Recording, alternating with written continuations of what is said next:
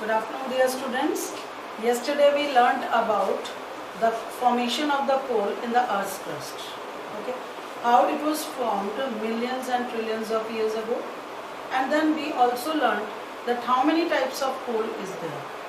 Okay, it is like peat, lignite, bituminous, anthracite, and the anthracite is the most qualitative coal, that is on burning which gives maximum efficient energy. Okay, so it's an efficient fuel in the form of anthracite. It has maximum carbon content.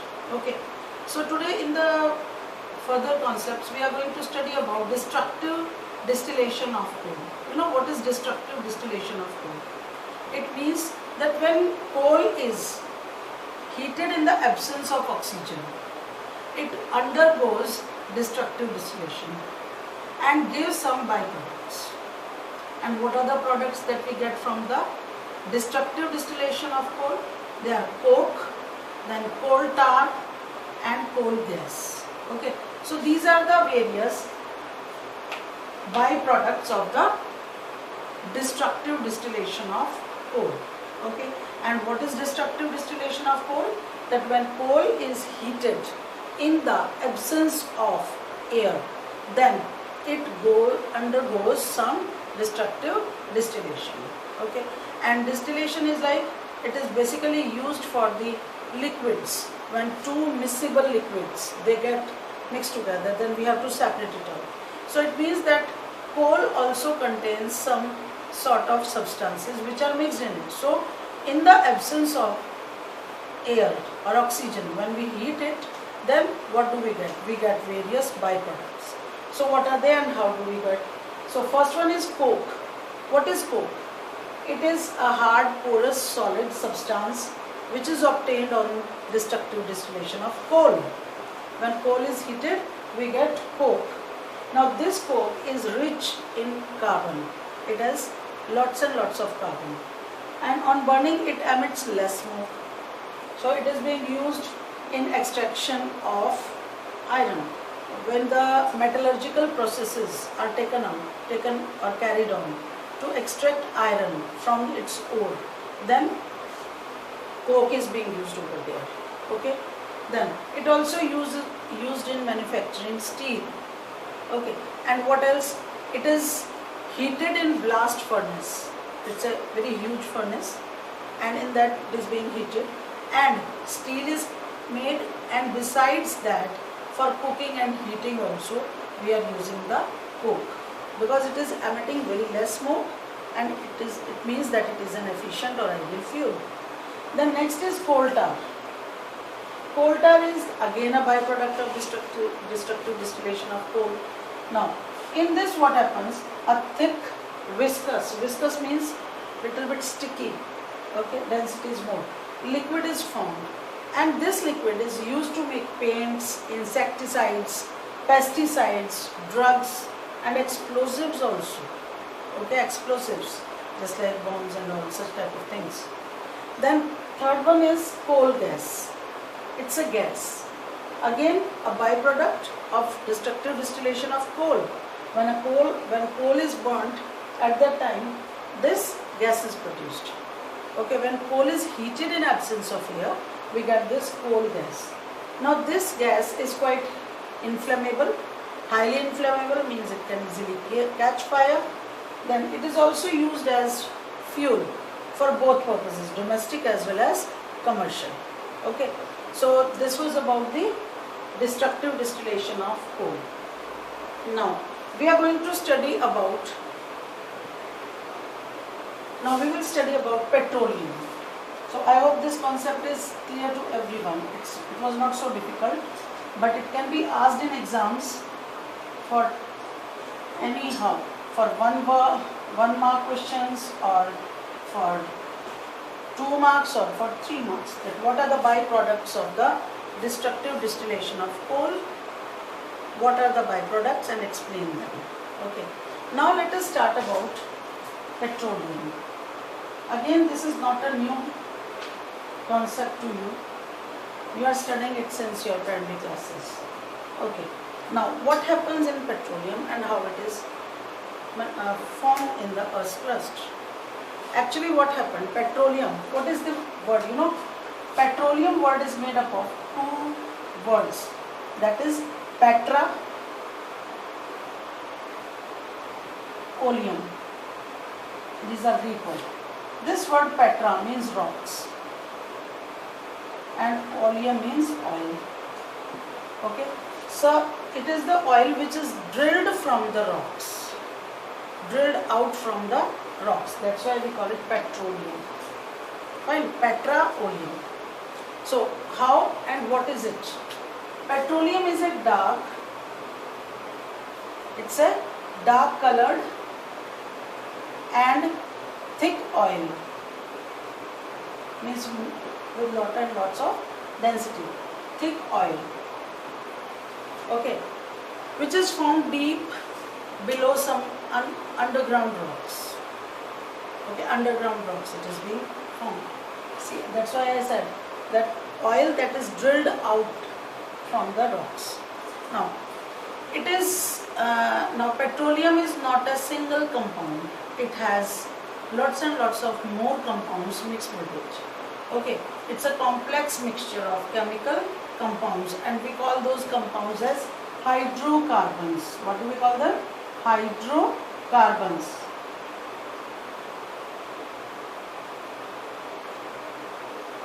Petroleum is made up of complex compounds called hydrocarbons. Okay. Now these hydrocarbons, they are made only what do they have? What is so special about them? That they have either carbon in them or hydrogen. Two elements, carbon and hydrogen, will be found in them. Fine. So how it was formed? Petroleum was formed again 300 million years ago or more than that. Okay. It is believed that plants and sea animals or sea aquatic animals, they died years ago. Okay, and settled at the bottom of the sea, on the bottom of the sea. And now these dead remains were covered with soil and mud.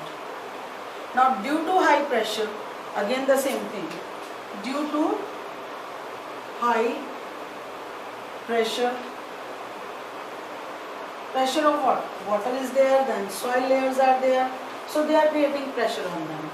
Due to high pressure and temperature of the earth, heat of the earth, and the, I would like here to write here, heat of earth. Okay, and the bacteria which are decomposing them, and the bacteria which are decomposing them in the absence of air. So these organisms, the dead organisms, they got converted into petroleum. Okay, so it got trapped between impervious rocks. You know what are impervious? Through which nothing can go out, like sand. It is porous, so air can travel through it, gases can travel through it. But like marble, it is impervious. Through it, no porosity is there. It's not porous, so the gas cannot exchange through it. Okay, so they are impervious. These rocks are impervious, and it is trapped over there. Now, when this is trapped over there, so it means bacterial activity is going on, and the gas is being released, and that is trapped inside that impervious rocks. Now, below that lies the decomposed organisms product, that is petroleum. Okay. Now, the substance, the organic matter that is being decomposed under the impervious rocks becomes petroleum. What it becomes? It becomes petroleum. Now, next concept that we are going to study is refining of petroleum. How to refine? Because this is the petroleum that we are extracting out of the rocks, or what we are doing? We are drilling the rocks and then taking out the petroleum. Now this petroleum is a mixture of hydrocarbons. So what is done? It is sent for refining. to the refineries. Okay, and over there refining of petroleum takes place. Now how this refining will take place? See, this is done again by the help of fractional distillation. What do we do? Fractional distillation. Okay, now because we have learned now that it is the combination of different type of substances. Okay, so petroleum contains various substance and they are refined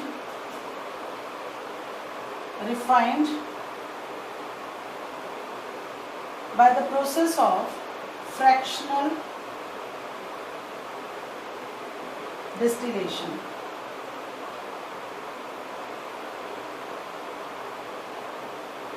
Okay, now this fractional distillation, how it works?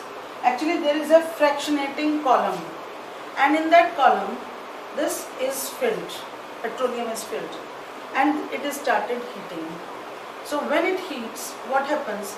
The liquid which is at very low temperature, which boils at very low temperature, will start converting into vapors, and those vapors will come out of the valves. So there are some spaces created, and through them these gases or the vapors are collected. Now again the temperature is increasing, so the next component, whichever is going to boil, it will get converted into vapors. So again the vapors are collected, and in this way all the components of the petroleum are separated from each other. So this phenomena in which many liquids which are miscible in each other are separated out on the basis of their boiling points, okay, is known as fractional distillation. Okay, so when fractional distillation takes place, then how many types of substances do we get, or how many types of byproducts of petroleum are there? So it is first of all petroleum gas. We get petroleum gas. In your book it is given, the table has been given. Then comes petroleum ether, petroleum ether. Then next is gasoline or petrol, gasoline or petrol. Okay. Then next is kerosene or paraffin, kerosene or paraffin.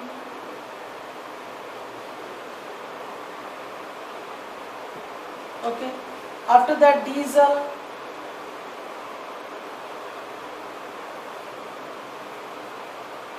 or we can say fuel oil. Okay. Then lubricating oils, lubricating oils. Okay. Then what else? Petroleum coke.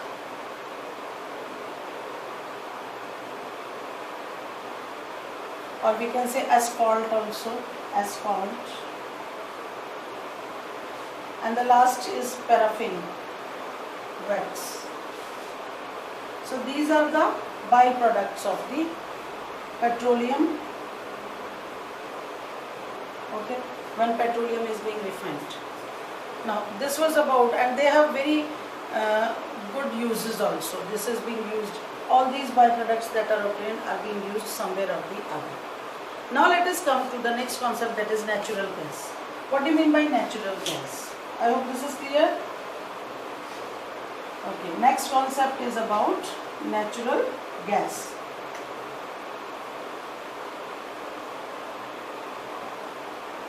What is natural gas? See, natural gas is a lighter gas and made up of almost methane. Okay, and again it is a hydrocarbon. Then this natural gas is made up of methane. Now which is a hydrocarbon. Okay. Then besides this, it is also called marsh gas. Methane or also called marsh gas. So you can be asked in one word question, what is marsh gas? It is natural gas or methane. Okay. Why do we call it marsh gas? Because it is obtained in marshy areas. Marshy areas means daldali ilaka, daldal. Okay, so this gas is highly flammable. It catches fire. Okay, and it is usually found near petroleum ground, where petroleum is being formed over there. Okay, petroleum underground.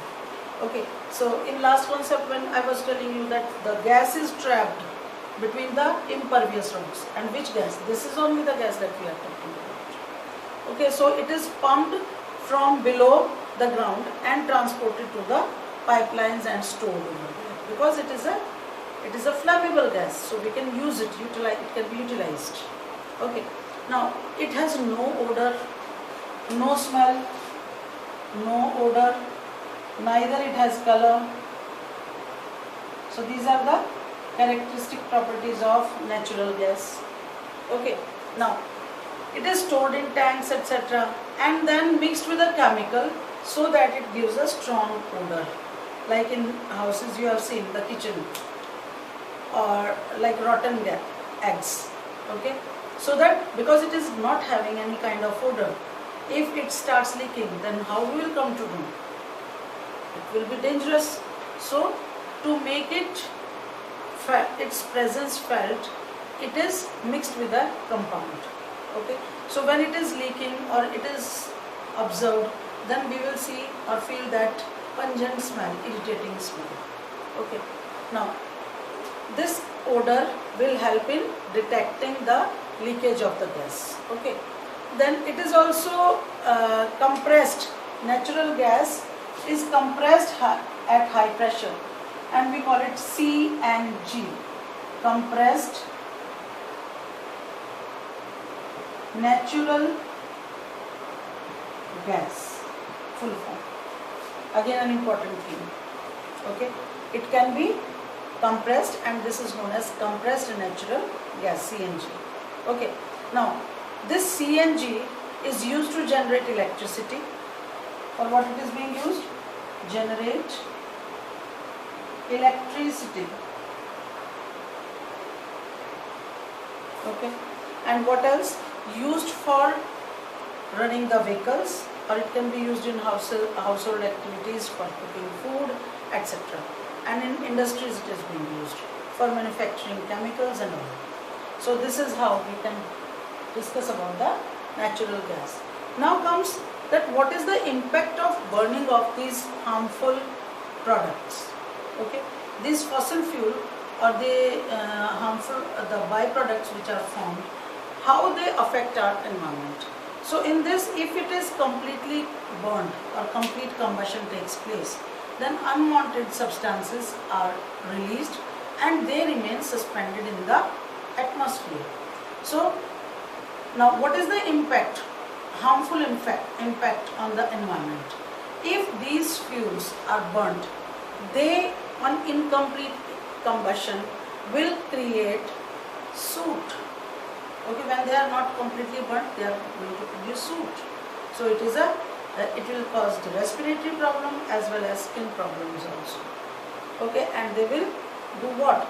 They are going to create respiratory diseases as well as make the atmosphere polluted. Okay. The next is that if the incomplete combustion of fuels takes place, then it produces a very poisonous gas called carbon monoxide. Carbon monoxide, and this carbon monoxide is highly poisonous in nature. It is odorless, it is colorless, and the person doesn't come to know, and it gets associated with hemoglobin and can cause the death of the person also. Now next, what is the impact? That these combustion of fuels will release carbon dioxide gas or other gases. So carbon dioxide gas is very much known for global warming. Okay, the atmosphere starts heating. Why? Because carbon dioxide gas is everywhere, and carbon dioxide gas has tendency to take in heat, to absorb heat. So if carbon dioxide gas is there, then a lot of heat will be there. Then last is that the fuels like coal and diesel, when they are burnt, they produce sulfur dioxide, nitrogen dioxide, and these gases, when mixed with the water, when it rains, then rainwater, then it forms acid. Okay, it forms a mild acid. We call it sulfurous acid. Now these, whatever the acid is formed, is going to create a lot of problem, not only for we human beings, but it is going to create problems for aquatic organisms as well as terrestrial animals. Okay. Besides that, it is also affecting the Taj Mahal. Okay. So Taj Mahal is getting grey or yellowing. Why? Because of the activity of this pollution. Okay. So we need to study about all these impacts and learn them. So here we end the chapter. So today's question are, you have to do it very seriously. What are the byproducts of coal when destructive distillation is done? Okay, or I can say that on destructive distillation of coal, name the byproducts formed and give their uses. Okay, then second question is, what is petroleum and what is fractional distillation of petroleum? Then last one is, what is natural gas, what are the components of natural gas, and finally we end up with the last question, that is that what is the impact of burning of fossil fuel on our atmosphere or on our environment.